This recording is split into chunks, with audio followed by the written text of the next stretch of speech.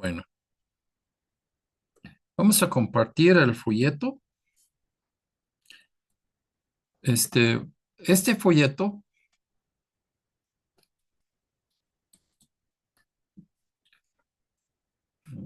arreglar las cosas un poquito aquí. ¿Qué está pasando? Ok. Yo morí por ti. ¿Qué me debes por ello? Nosotros tenemos que andar un filo con mucho cuidado. No queremos de ir a un lado en extremo ni otro. Primero vamos a decir las cosas como son, muy claro, lo más claro que podemos. Nadie es salvo por buenas obras.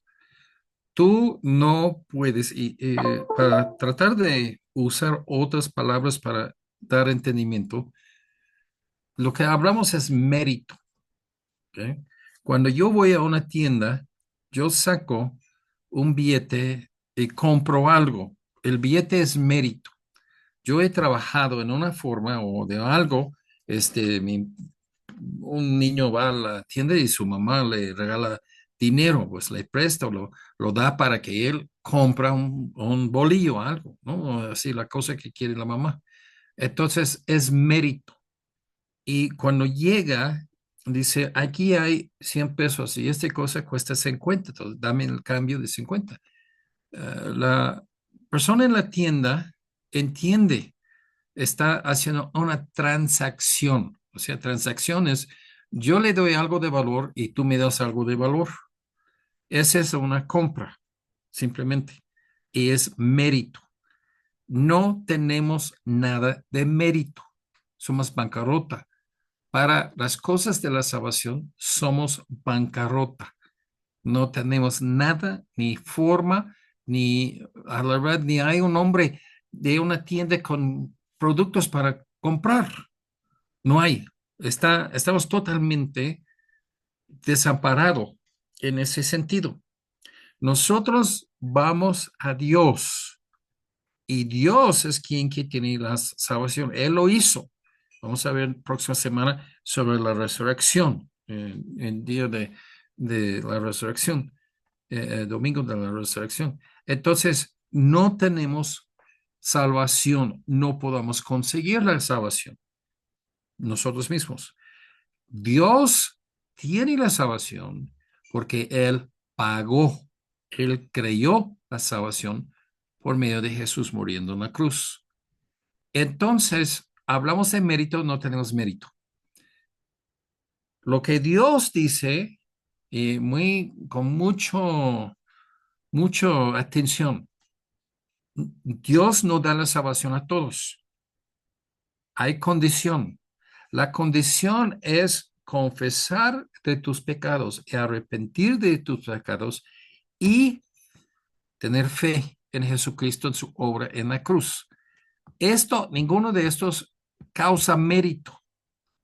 Este es como una persona es salvo. Y simplemente, vamos a decir, es gracia. Es algo no merecido, bien que Dios nos da. De otra forma de pensarlo, es misericordia. Es un deber que tenemos de ir al infierno por nuestros pecados, que el juez o una persona actuando como juez o intercesor, se quita este castigo y es misericordia. ¿Por qué? Porque primero admita la falla y luego, muy importante, los jueces tratan con gente en una corte y dice, tú quieres misericordia. Sí, yo quiero yo no quiero ir a la prisión. ¿Ok? ¿Vas a hacerlo otra vez? ¿Lo hiciste? Sí, ya lo hice. Ok. ¿Vas a hacerlo otra vez? Sí, voy a hacerlo otra vez. Cuando ya que me salgo de aquí, ya voy a robar otro coche. El juez no va a dar misericordia. Si no hay arrepentimiento, no hay misericordia. Pero ese no es una compra, no es un compra-venta, es misericordia, misericordia.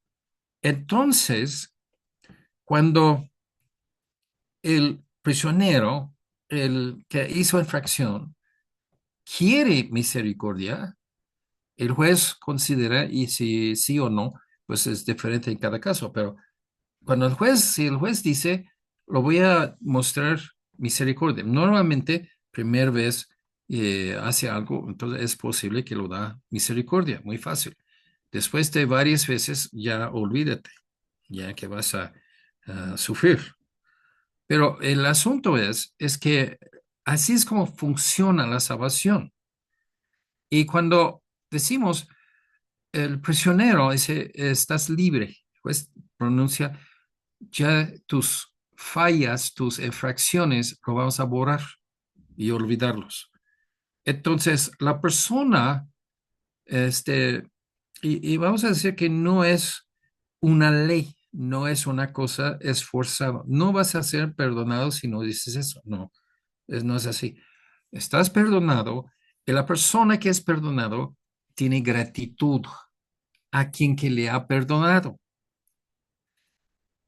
Pero este causa obligación y los jueces dicen, ok, salte y ese es lo que me debes. Cuida tu vida y no sigues haciendo maldad. ¿Sí? Eso es lo que dicen los jueces ahí a las personas que hacen infracción. Muchas veces un joven que saca una licencia de manejar, está manejando y ¡puf! Que hace un choque. Ay, bueno, entonces en otros casos ese tipo de choque ya te vas a la cárcel. Y el joven está bien espantado y dice, pues acaba de sacar mi licencia el mes pasado y estoy muy nervioso y no, lo hice mal, pues lo hice mal, ya no, yo no lo voy a hacer otra vez. Ok, bueno, ve y ya que paga los daños y ya, no vas a la cárcel, ¿sí? Y esto es lo que quiere el juez. Pero con la salvación, nosotros tenemos mucho más obligación hacia Dios. En 1 Corintios 6:20, habéis sido comprados por precio, o sea, alguien pagó. Es como si tú chocas tu coche con un coche que es mucho más caro y el juez dice, yo te voy a pagar porque tú no tienes, yo te voy a pagar el señor para que estás satisfecho, pero tú vas y que ya que vas a hacerme caso, ¿no? No te vas a manejar rápido, vas a tener mucho cuidado, y etcétera, etcétera. Entonces, así Dios quiere que nosotros tenemos gratitud. Habéis sido comprados por precio, glorificad pues, y esa es la condición, y eso es que debes hacer después de recibir perdón de Dios por la salvación, ¿sí? Glorificad pues a Dios en vuestro cuerpo y en vuestro espíritu, los cuales son de Dios. O sea, te recuerde que nosotros, aparte de ser pecador y ser redimido, aparte de eso, nosotros somos criaturas de Dios y somos Dios es nuestro dueño. Hay muchas razones entonces, porque Dios me creó y porque Dios me salva. Yo debo glorificar a Dios. ¿Y cómo? En mi vida, vuestro cuerpo y espíritu. Aunque la salvación es gratuita, en cómo la consigue no significa que sea sin valor. O sea, algo regalado no tiene valor normalmente. Pero en ese caso tiene mucho valor. O que era algo muy sencillo para Dios de ejecutar, pero es de gran valor. Igualmente hay que decir que no tenemos que hacer obras de justicia para conseguir, para obtener la salvación. Pero no significa que una vez que conseguida la salvación, no debamos nada a Dios por ella.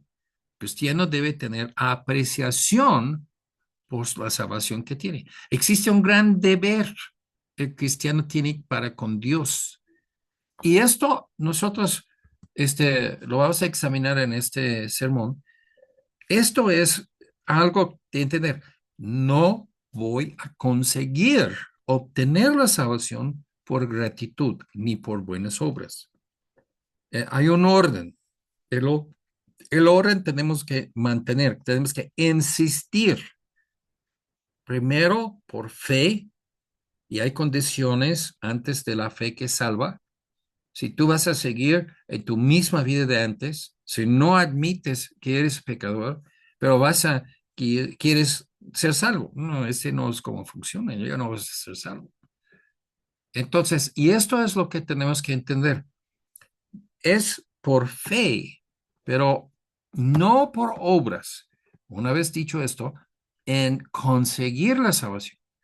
Después de conseguir la salvación, hay una obligación hacia Dios por la misericordia que mostró como un juez a una persona que hizo infracción. Cristo pagó el precio por ti. Primero de Pedro 1:13 hasta 19. Por tanto, ceñid los lomos de vuestro entendimiento, sed sobrios, o sea, sobrio es un opuesto de borracho o de dejado o sin cuidar, ¿sí? Sed sobrios y esperad por completo la gracia que se os traerá cuando Jesucristo sea manifestado. O sea, la salvación es el principio de las buenas cosas que vienen de Dios. No es el fin, es el principio. Pero todo esto son obligaciones. Y esas obligaciones, yo digo, una obligación, vamos a hablar de esta forma. Si alguien te regala un cachorro, un gatito, ¿ok? Qué bonito. Lo tienes el perro y lo dejas ahí en el pasto y en un mes que vienes y que quieres ver dónde está. Pues tú no lo has puesto agua, no has puesto comida, no has hecho nada, porque aunque es un regalo, hay obligaciones con ese regalo. ¿Y qué has hecho? Pues nada, entonces el perro ya está muerto ahí en la esquina, ¿sí? Pero la relación es mucho más profundo de esto porque somos inculcados en la familia de Dios. 14, como hijos obedientes. O sea, un hijo que aprecia a sus padres son obedientes y quiere invitar a sus padres. Y la cosa triste de todo, hermanos, es que los hijos copian, imitan sus padres, ni modo si son buenos o malos. Y muchos siguen los mismos pecados de sus padres. Así es.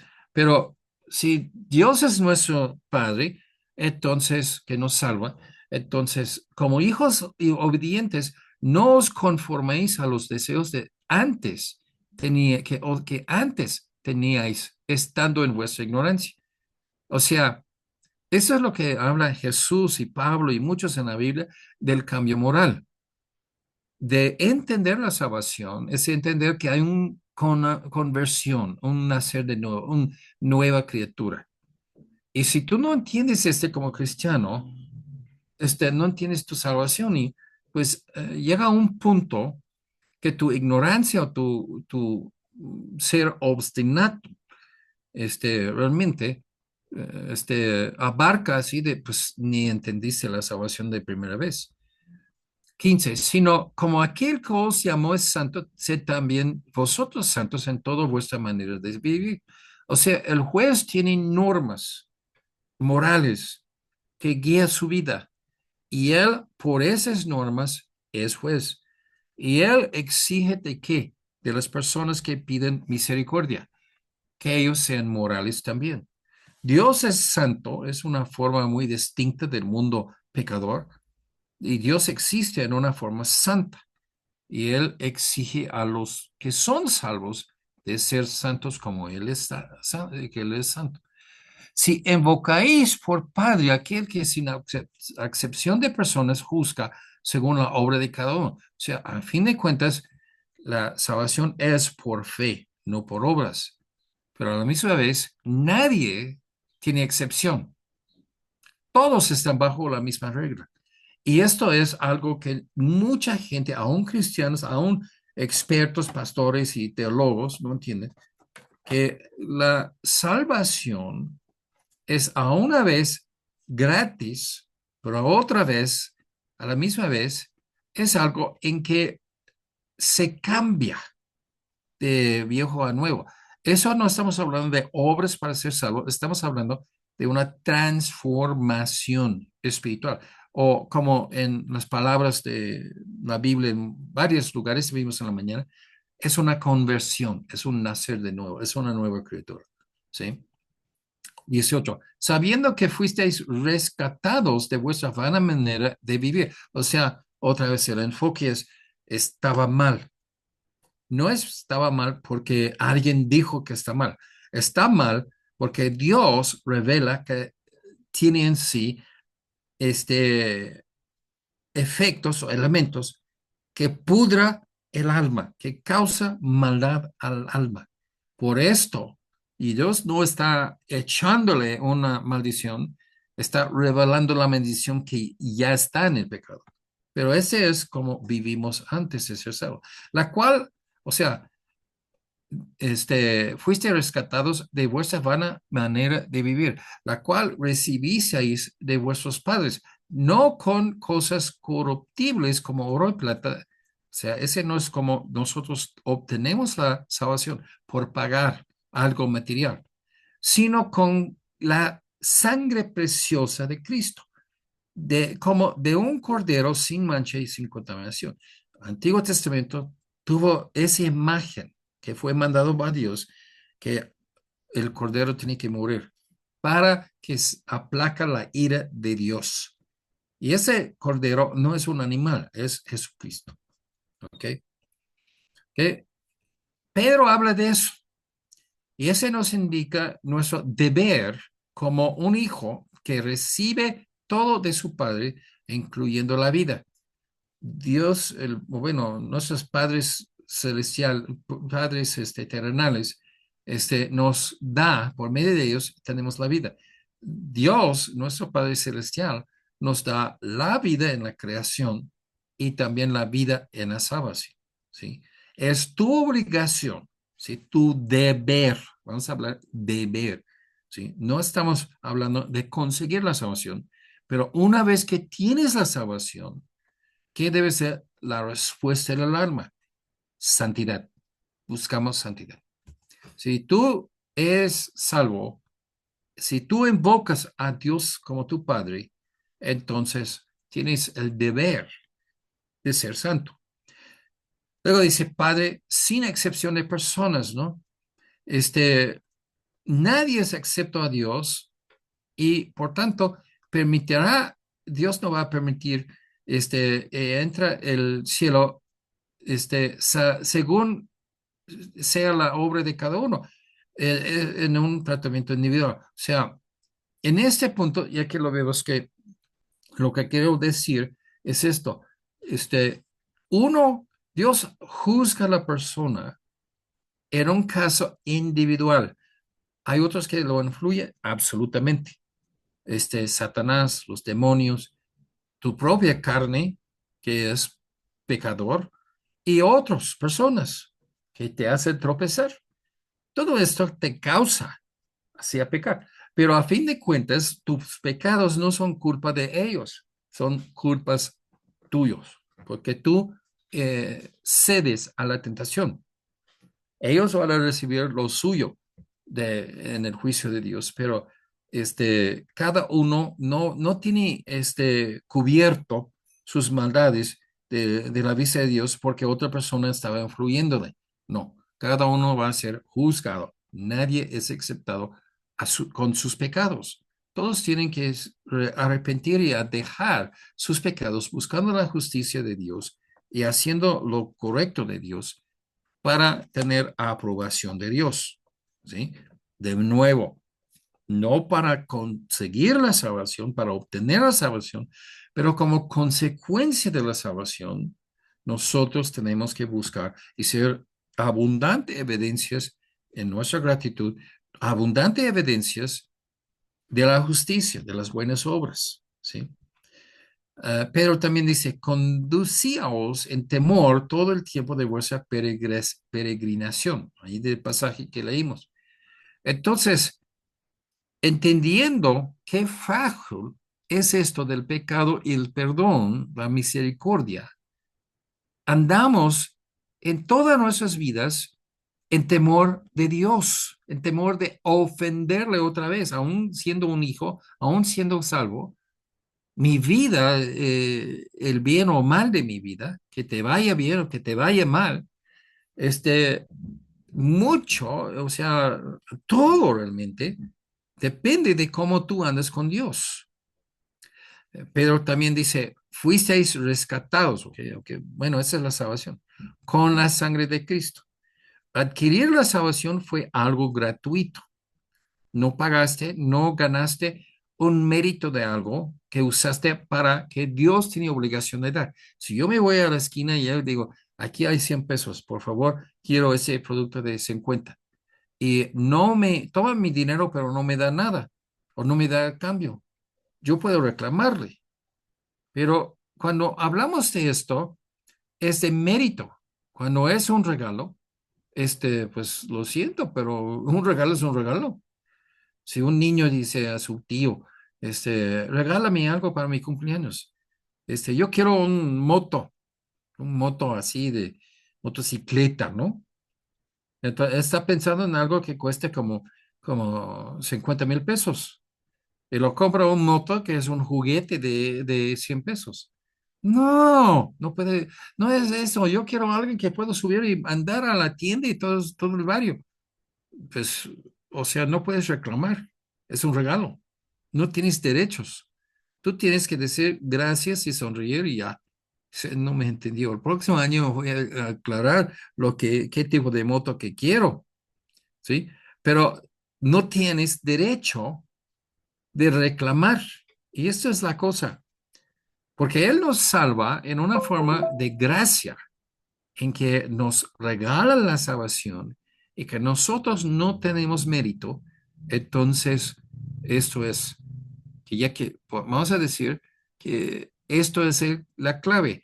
Tenemos que tener gratitud. ¿Y cómo muestras la gratitud? Por ser santo, ¿ok? Esto es lo que estamos echando la base para entender eso.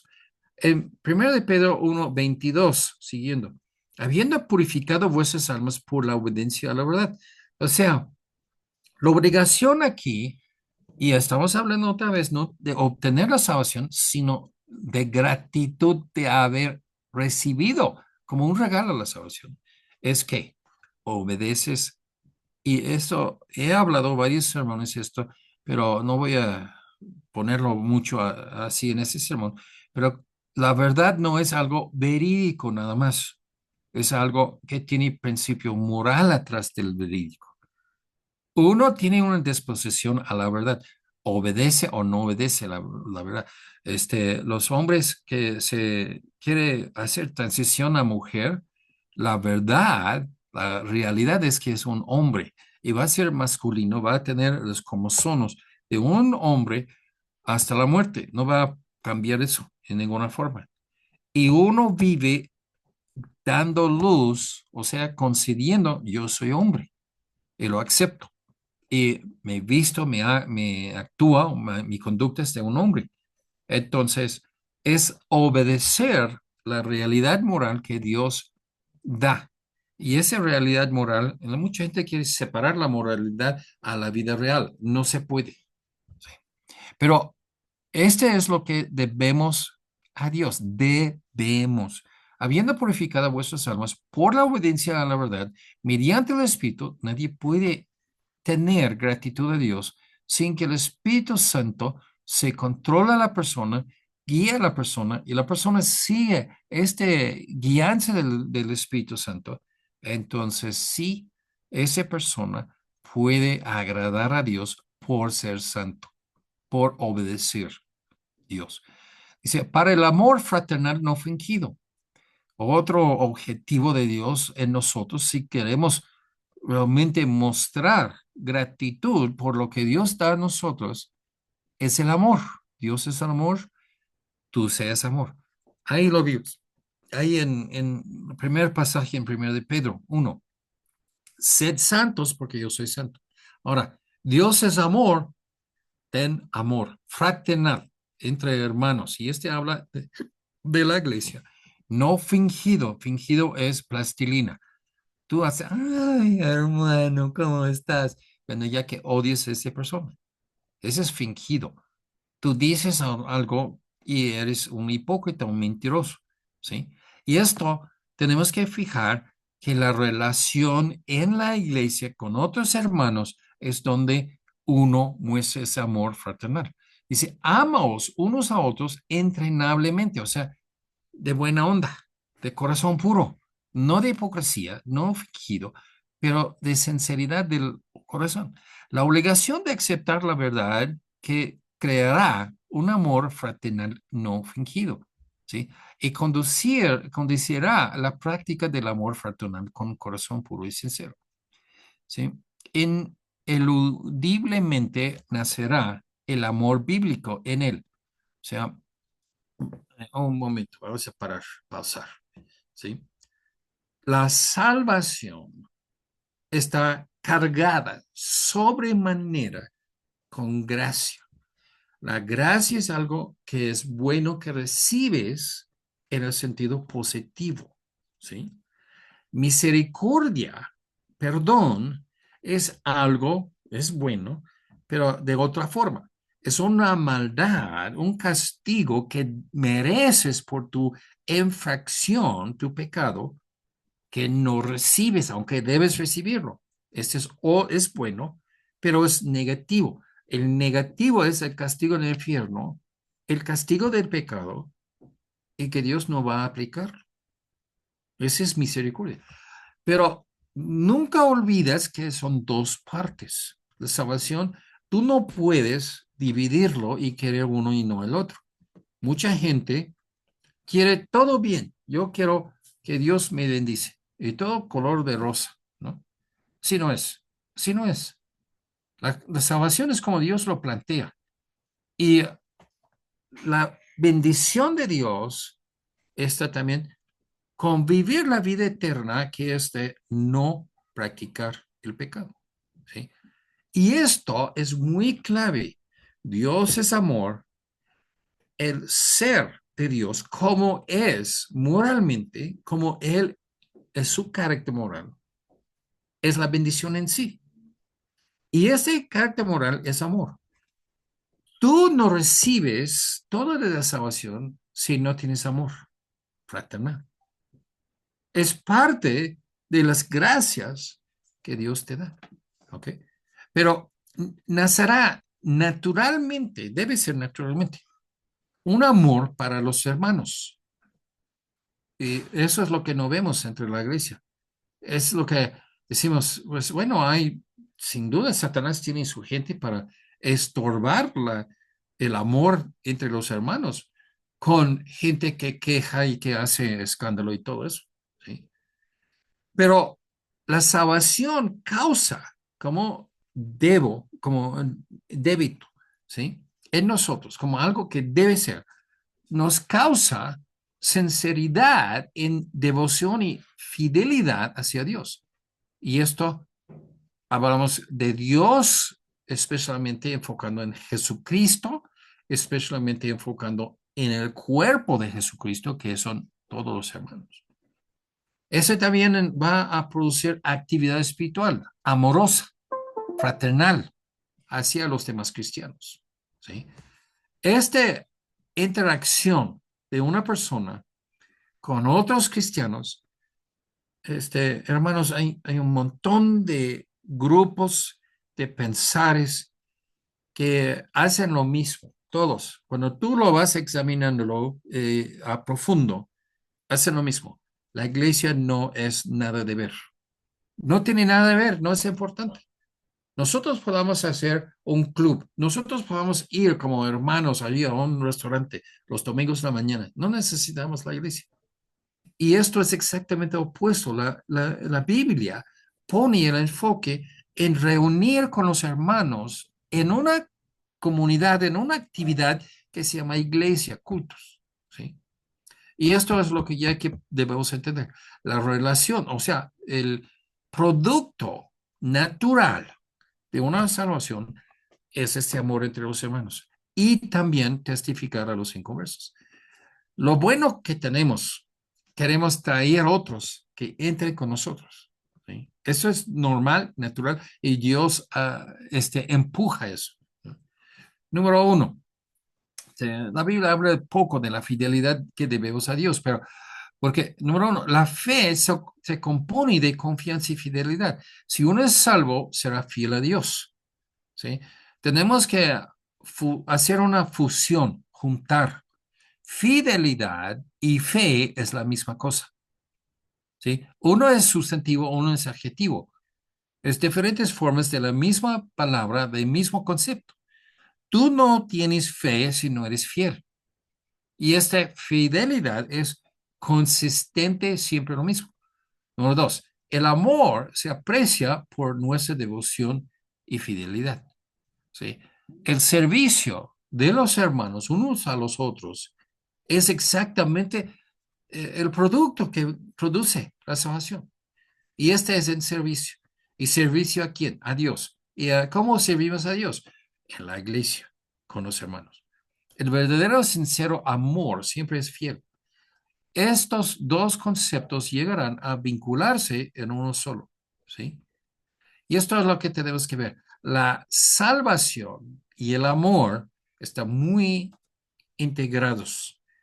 El negarse a sí mismo, lo vimos esta en la mañana, vamos a ver otro. 1 Corintios 6, 19 y 20. O ignoréis que vuestro cuerpo es templo del Espíritu Santo. ¿Por qué es templo del Espíritu Santo? Número uno, porque Dios nos creyó y entonces tenemos deber, somos propiedad de Dios.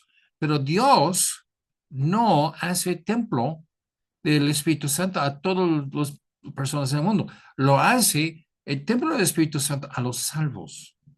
Y esto es porque nosotros vivimos la presencia de Dios en el mundo por nuestra forma de actuar, el cual, o sea, este Espíritu Santo que vamos a decirlo de esa forma, es crudo, pero es preciso, pero vamos a hacer que se van a poner, echar su carpa, su tienda ahí y se hace casa. En nosotros, nuestras vidas son el terreno. El Espíritu Santo viene y se hace templo ahí. ¿Ok? El Espíritu Santo, el cual que está en vosotros, el cual tenéis de Dios. ¿Y cuándo lo tenéis? Cuando aceptamos a Jesucristo.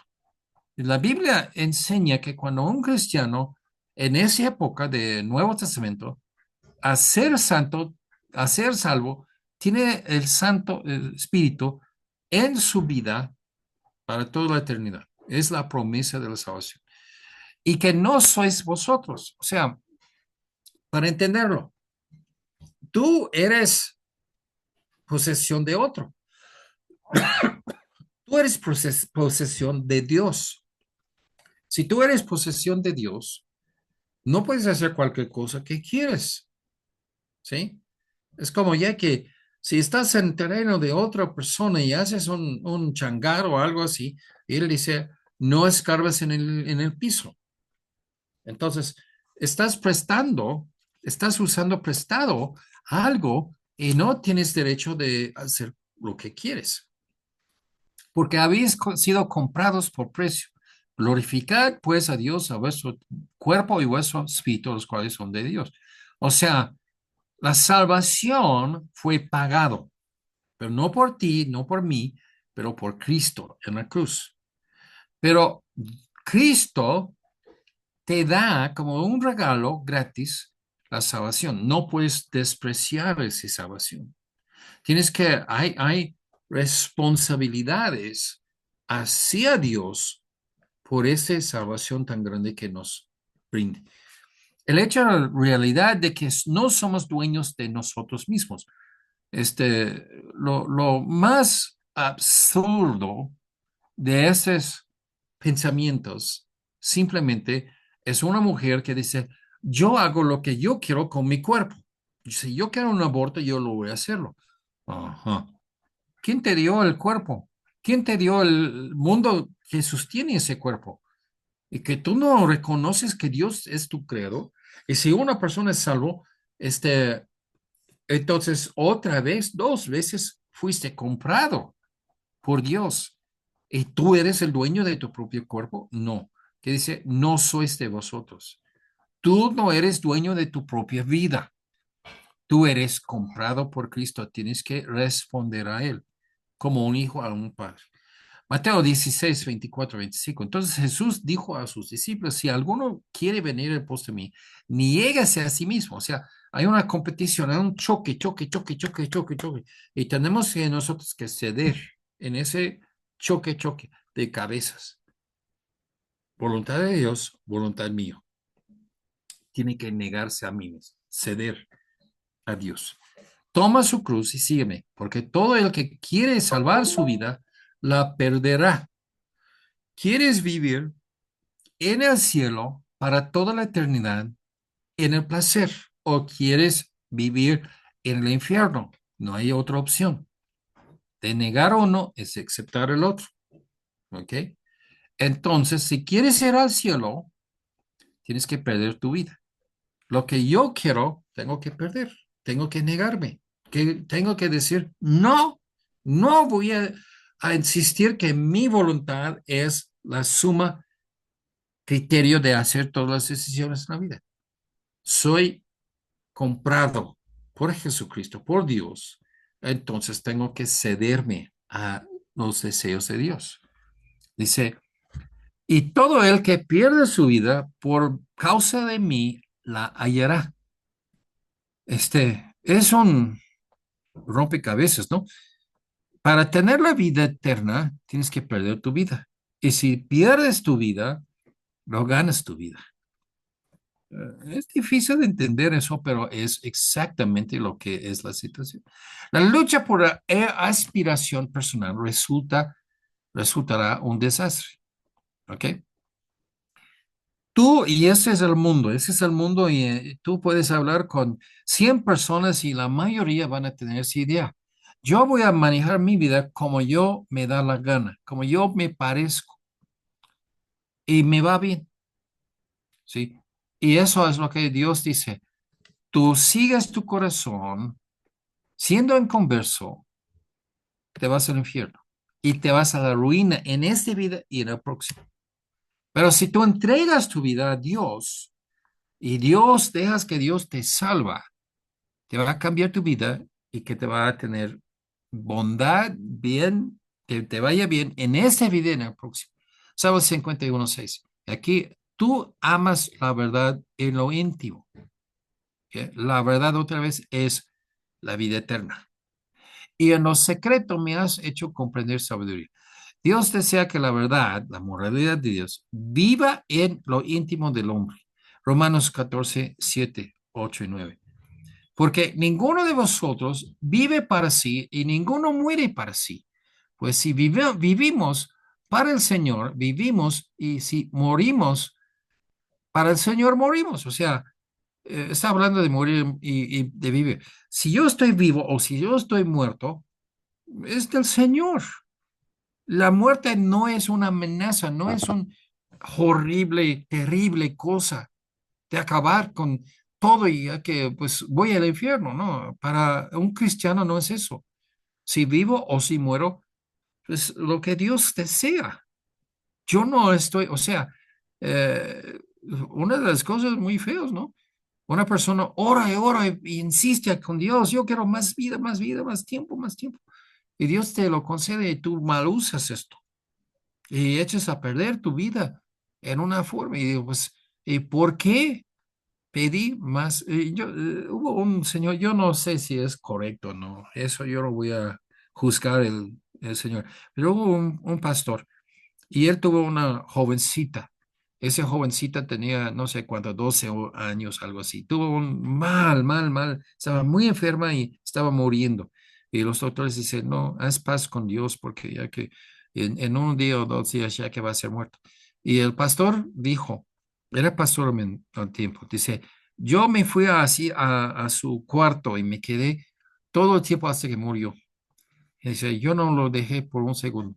Y yo rogué a Dios y insistí con Dios, no, que das la vida, sanas mi hija, ni modo que sea, sana la vida de mi hija. Entonces, y luego salió de milagro. ¡Ay, wow! Y dice, y era una niña ahí, buena niña ahí en el grupo de jóvenes, un cristiana, supuestamente todo eso. Y dice, y él estaba en un capilla ahí en la universidad hablando de eso, dando ese testimonio. Dice, en los años después, cuando ya llegó de así 18 o 20 años, se hizo prostituta, se hizo un gran berrinche, un gran, dice que ya que se alejó de Dios totalmente. Y dice, ojalá que hubiera dejado que ella muera cuando estaba bien con Dios. Pero yo digo eso, yo no quiero juzgarle, no quiero decir que era correcto o incorrecto lo que hizo o no. Yo no soy uno para juzgar, pero uno tiene que tratar la muerte con una forma que es lo que va a pasar a todos, porque todos somos pecadores. Y si vivo, qué bien, gracias Dios. Y si muero, gracias Dios. ¿Sí? No hay en ninguna forma miedo de la muerte ni de quedarme aquí. Dice, así pues, sea que vivamos o que muramos, del Señor somos. O sea, la cosa que tenemos que anclar en nuestras almas es que somos salvos.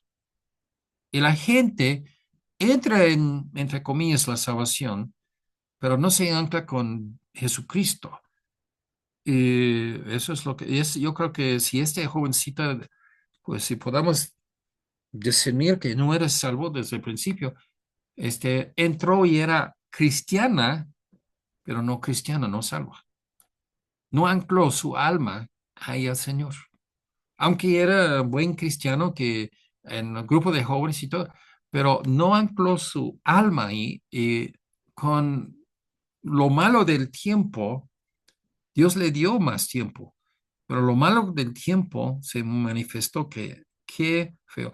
Yo, otra cosa que he leído, que han investigado esto de la gente que llega ahí al punto de muerte y al último hora que dan una, o sea, acepta al Señor y que luego, si sobrevive, y después, en los años después de casi llegar a la borde de la muerte, hacen una decisión para Cristo. ¿Y qué pasa? Ese estudio que lo vi, dice, la mayor parte de esas personas, en tanto que están bien, que salen de la enfermedad, se olvidan totalmente de Dios. Se hacen nada más esto como desesperada, pero no con sinceridad de alma. Porque si realmente tuvo sinceridad de alma y que quiere ser salvo, lo hace mucho antes de llegar al punto de muerte. 9. Porque Cristo para esto murió y resucitó y volvió a venir, vivir para ser Señor, así de los muertos, así de los que viven. Jesús se adueñó. Él es creador, Él da vida, pero Él es dueño de la muerte, porque se encarnó en un cuerpo humano, murió ese cuerpo y resucitó. La resurrección es la muestra de que Él es dueño de la muerte, igual como la vida. Pablo aclaró que nuestro deber como redimidos es vivir para el Señor. Déjame leer eso otra vez. Pablo aclaró que nuestro deber como redimidos de ser salvos es de vivir para el Señor. No entiendo cristianos que, pues yo voy al cielo, no me digas que no, pero entonces las cosas de Dios, ay, no tengo tiempo para las cosas de Dios. Hay un falta ahí muy grave. Que Jesús reine sobre nosotros, en nuestros corazones. Significa que Él manda y se impone en nuestras vidas. Su voluntad es lo que seguimos, obedecemos a Él. Su carácter moral debe ser el nuestro y la meta nuestra, eh, nuestro objetivo. Herejía, de negar a Cristo. ¿Sí? El opuesto de ser cristiano es de negar a Cristo, dice segundo de Pedro 2:1. Pero hubo también falsos profetas y aún negarán al Señor que los rescató. Esto, hermanos, gente que quieren identificarse como cristianos, pero en sus hechos niegan a Cristo. Viven como un hijo del diablo cuando dicen que es un hijo de Señor. Hermanos, ¿qué? Ese es como uno identifica un falso profeta y un falso cristiano. Y luego dice, atrayendo sobre sí mismos destrucción repentina, rápidamente, con sorpresa, desastre. ¿Sí? Y esto es porque uno no puede jugar con Dios, lo vimos en la mañana. Nadie puede burlarse de Dios. El deber de nosotros, vivir el ejemplo de Cristo. En Romanos 12:1 y 2. Así que, hermanos, os ruego por las misericordias de Dios. Hablamos de gracia, cosas buenas que Dios nos da que no merecemos, y cosas que merecemos, que es castigo por la maldad. Esa es misericordia. La lado de misericordia de Dios, que presentáis vuestros cuerpos en sacrificio vivo, santo, agradable a Dios, que es vuestro culto. Aquí racional, este racional es lógico. ¿Okay? Culto es como adorar a Dios. Nuestra adoración a Dios, o sea, la respuesta del alma de un salvo es de adorar a Dios, quien que le salva. ¿Sí? Entonces, ¿qué es lógico? La lógico, eso es lo que estamos hablando, el deber. ¿Qué es lógico? Que una persona es salvo, ¿qué es la logia, lo lógico ahí? Y esto es que vives, ofreces tu cuerpo como un ejemplo de sacrificio vivo. Sacrificios hay un sermón muy bonito que dice, muchos no pueden ofrecer el sacrificio a Dios que Dios quiere. ¿Por qué? Porque no quiero un sacrificio muerto, quiero un sacrificio vivo. Y el problema con cuando tú sacrificas un animal en el altar y es vivo, no lo matas, es que siempre sale del altar. Y así es la vida de un cristiano. Siempre está regresando a la maldad anterior, su vida anterior, que ya lo vimos antes en el proyecto, ¿sí? Entonces, esto de sacrificar la logia, la cosa lógico, la respuesta del alma lógico es que ser santo, de vivir agradable a Dios, que es hacer su voluntad. No os conforméis a este siglo. El siglo, como uno vive antes de ser salvo, es tachado, rechazado y reimpuesto con otra cosa, sino transformaos por medio de la renovación de vuestro entendimiento para que comprobáis cuál sea la buena voluntad de Dios, agradable y perfecta. Esto ya que lo pone muy claro, hermanos, no hay duda en esas cosas. Es la lógica, la cosa lógica, ¿sí?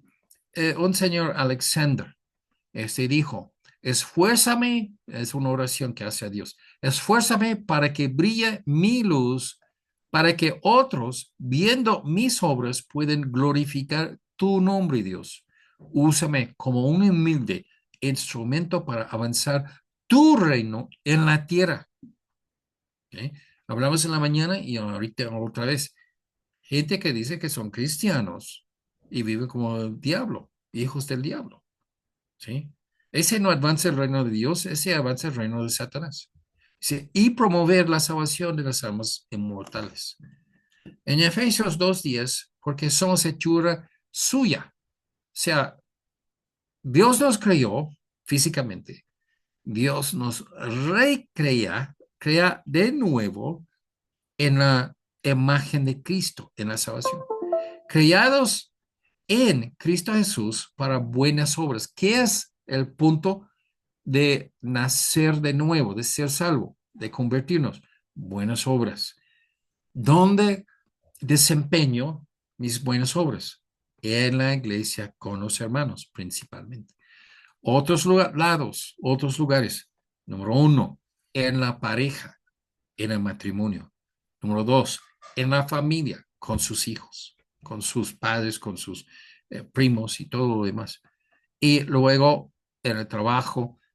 Pero el enfoque principal es en la iglesia, con los hermanos en Cristo, las cuales, o sea, somos hechura suya, creados en Jesucristo para buenas obras, las cuales esas buenas obras Dios preparó de antemano para que anduviésemos en ellas. O sea, el propósito de Dios es que Dios quiere muy específicamente que estamos andando, mostrando el carácter de Dios por medio de nuestras vidas. Por esto nos salvó. Entonces, es la respuesta lógica, es la respuesta natural, es el deber de una persona salva. Jonathan Edwards dijo, como no fuiste creado por ti mismo, dice, hay un versículo de Salmos, creo que es que no nos creemos a nosotros mismos, ¿no? La evolución es exactamente eso. Pero él dice, porque no fuimos creados por, no, por ti mismo, ni eres el autor ni el fin de tu propio ser. Yo no puedo, yo no me creo a mí mismo, no me sostengo en esa vida, ni tampoco puedo llevarme yo a un lugar como paraíso. Estoy afuera, todo eso está fuera de mi poder. Tampoco eres quien te sostienes, ni quien hace provisión por ti, ni eres independiente. Hay otro que te hizo y te preserva y provee para ti. Y de él eres dependiente y él te ha hecho por él mismo. O sea, somos creados, no somos de nosotros mismos, y somos creados por Dios, por sus propósitos. ¿Cuáles son esos propósitos? Santidad, amor. Amor obliga con otra persona. Amor a sí mismo es egoísmo y Dios condena eso. Te ha creado con fines más elevados que a ti mismo, para los intereses de su reino de Dios, y es para estos que debes laborar y vivir, no solamente ahora, sino para la eternidad. ¿Okay? Otro enfoque, deber, glorificar a Dios. ¿Sí? Ese hablamos en la mañana sobre adoración y alabanza. Nosotros debemos reflejar la grandeza de Dios por lo que hacemos, lo que vivimos, como somos, como amor. Tenemos amor no fingido, pero verdadero amor, porque Dios es de verdadero amor. Reflejamos el amor que vemos en Dios. ¿Y cómo sabes ese amor? Porque te salvó. ¿Tú eres un gran, buen persona por tu mérito? ¿Dios te salvó? No, absolutamente no. Este, tú eres salvo siendo pecador, que debes, tu deber, lo que debe hacer Dios contigo es de mandarte al infierno para toda la eternidad y de causar lástima en la vida hasta que mueres. ¿Sí? Eso es lo que debe hacer Dios. Pero Dios no lo hace ese porque tiene misericordia. A fin de cuentas, el fondo de la esencia de Dios es el amor. ¿Ok? 1 Corintios 6, 19 y 20. ¿O ignoréis que vuestro cuerpo es templo del Espíritu Santo, el cual está en vosotros, el cual tenéis de Dios, que no sois vuestros, porque habéis sido comprados por precio, muerte de Jesús en la cruz, glorificad? Esa es consecuencia lógica, no para conseguir la salvación, porque es una consecuencia. Vamos a hablar de producto. Si un producto no es donde empiezas, es donde terminas. Después de ser el proceso, o sea, un producto puede ser un teléfono. El teléfono no empieza con un teléfono, empieza con piezas, plástico, metal, resistores y chips y todo eso, vidrio, y al final sale un producto. El producto final es de glorificar a Dios. ¿Sí? Pues Dios en vuestro cuerpo y en vuestro espíritu, los cuales son de Dios. Dios está pidiendo de lo suyo, de lo que es suyo, lo que es, Él es dueño de esas personas que demuestra esto. Ya lo vimos, amor, santidad. Deber, demostrar el carácter de Jesús. Todo está realmente enredado uno con el otro. Primero de Pedro 2:7. Para vosotros, pues, los que creéis, Él es precioso. ¿Sí? Nosotros entendemos, vamos a decir, de un corte de ley, una corte de ley, y que tienes un abogado a tu favor que te convence el juez de no hacer el castigo que mereces. Entonces, este abogado es precioso.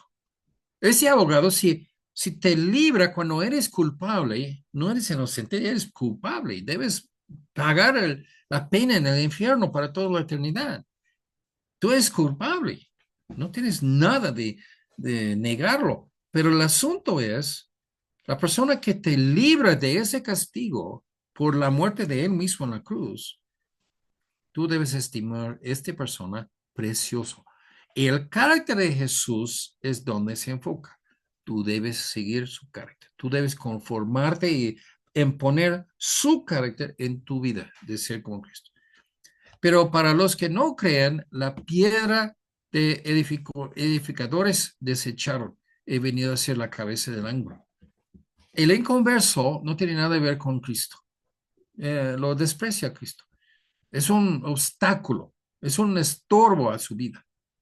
Pero al cristiano es la cabeza del ángulo. O sea, en eso en construcción, cuando tú haces una casa, quieres cuatro muros con ángulos de 90. Es imposible de hacer así nada más adivinando. Y que en la antigüedad tratan de hacer casas para que los ángulos son exactos, ¿sí? Una de esas cosas que encuentra un triángulo de 90 arriba. Entonces usa este tipo de piedra y con una piedra se puede cuadrar toda la casa. Y esto es muy importante. Todo llega a ser en su lugar correcto si nada más usas este piedra de ángulo. Y esto es Jesús. Si tú recibes a Jesús en ese sentido de te saca de tu culpa, te, vamos a decir que Jesús por su buenazo entendimiento de la ley, por su hecho de interceder por nosotros, se quita la culpa, lo tomó la culpa de nosotros y lo puso sobre él mismo en la cruz, pero se quita la culpa de nosotros para que el juez da misericordia cuando no debe.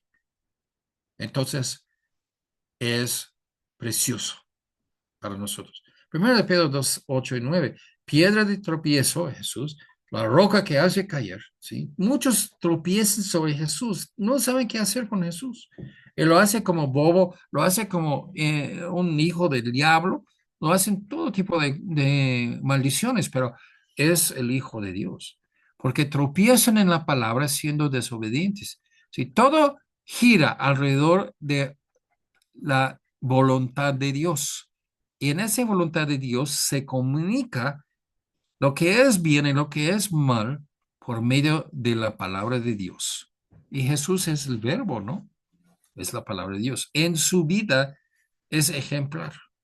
Siendo desobedientes, o sea, la gente que no recibe a Jesús ni para Salvador, ni para guía en la vida, que debe ser lo mismo, pues son desobedientes, a lo cual fueron también destinados. Si una persona no quiere nada ver con Jesús, su destino es el infierno. Mas vosotros, los cristianos, sois linaje escogido. Ese es como los judíos era el pueblo de Dios. Nosotros, no siendo judíos, somos escogidos ahora. Real sacerdocio, tenemos sacrificios que ofrecemos, tenemos intercesión que hacemos para otros. Nación santa, pueblo adquirido por Dios, para que anunciéis las virtudes de aquel que os llamó de las tinieblas a la luz admirable. Hermanos, muy fácilmente vamos a ponerlo de esa forma. Dios te salvó para que tú anuncias el carácter moral de Dios por medio de vivirlo actualmente en tu vida. La cosa es un gran hipocresía. Gente que dice que son salvos y no viven por Cristo. No se ven Cristo en su vida.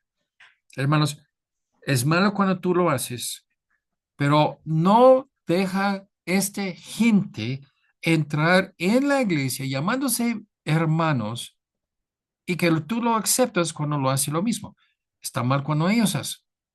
Si uno es cristiano, debe portarse como Cristo. Punto de discusión. Nuestro deber, el último, confesar a Cristo. Romanos 10, 9 y 10, 11. Si confesares con tu boca que Jesús es el Señor y creyeres, o sea, de boca no es suficiente. Creer es de actuar, que tu creencia guía las acciones de tu vida. Crees en tu corazón que Dios le levantó de los muertos y eso es el punto pivotal, es el punto esencial. Sobre todo la salvación, toda la vida cristiana gira alrededor de ese punto. Jesús murió.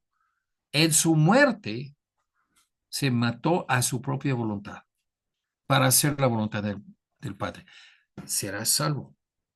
Porque con el corazón se cree para justicia, pero con la boca se confiesa para salvación.